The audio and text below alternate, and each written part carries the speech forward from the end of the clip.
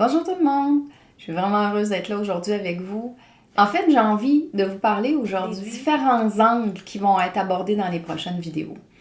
C'est sûr que pour moi, l'hypersensibilité se vit à différents niveaux. Et puis, étant donné qu'on est des êtres multidimensionnels, je vais regarder l'angle de la psychologie, je vais regarder l'angle de la neuroscience, l'angle aussi de tout ce qui est en lien avec la théorie polyvagale et éventuellement tout ce qui est en lien avec ma connexion au divin en moi, à mon higher self, à mon moi supérieur, à mon esprit. Si je regarde ça de l'angle aussi de la supraconscience, c'est vraiment en lien avec la fusion avec mon esprit, avec ce que je suis fondamentalement, et la sensibilité, l'hypersensibilité, si on le regarde du côté de l'occulte, si on le regarde du côté de l'invisible, vient aussi de cette connexion-là à ce que je suis en essence. Donc, on va regarder cet angle-là et je vais aussi aborder tout l'angle du monde de l'invisible. Donc, qu'est-ce que je peux ressentir dans le champ quantique, je peux le nommer comme ça, ce que je peux sentir dans l'énergie, parce qu'on doit éventuellement se rappeler que tout est fait d'énergie, même la chaise sur laquelle je suis assise, c'est de l'énergie en mouvement, puis elle bouge tellement vite qu'elle fige.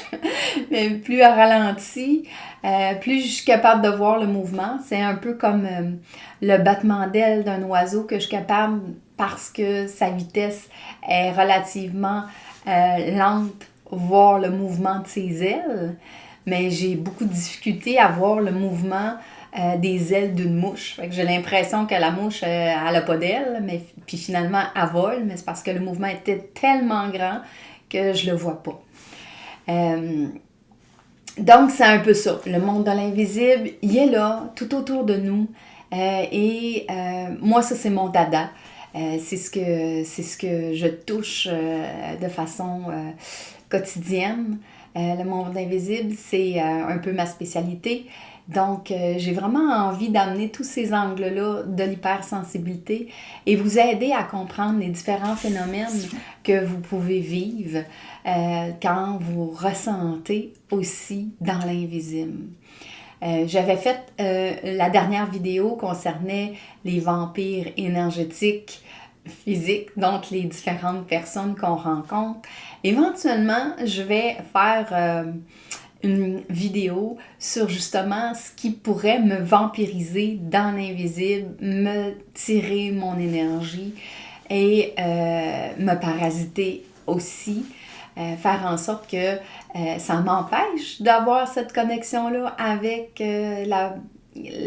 la partie supérieure de moi, avec mon esprit en fait. J'ai vraiment envie de le nommer de cette façon-là. C'est sûr qu'on va avoir besoin de définir les termes ensemble pour que vous compreniez bien de quoi je parle. Quand je parle de l'esprit, je parle de mon mental supérieur, de mon higher self. Pour moi, ça, c'est vraiment important que vous puissiez juste comprendre un peu de quoi il s'agit. Et si vous avez des questions, vous pouvez me les envoyer en privé. Ça va me faire plaisir d'y répondre. S'il y a des mots qui accrochent pour vous, que vous ne savez pas trop qu'est-ce que je veux dire par là, mais je vais me faire un plaisir de le définir pour vous. Merci de m'avoir écouté et on se voit tout bientôt.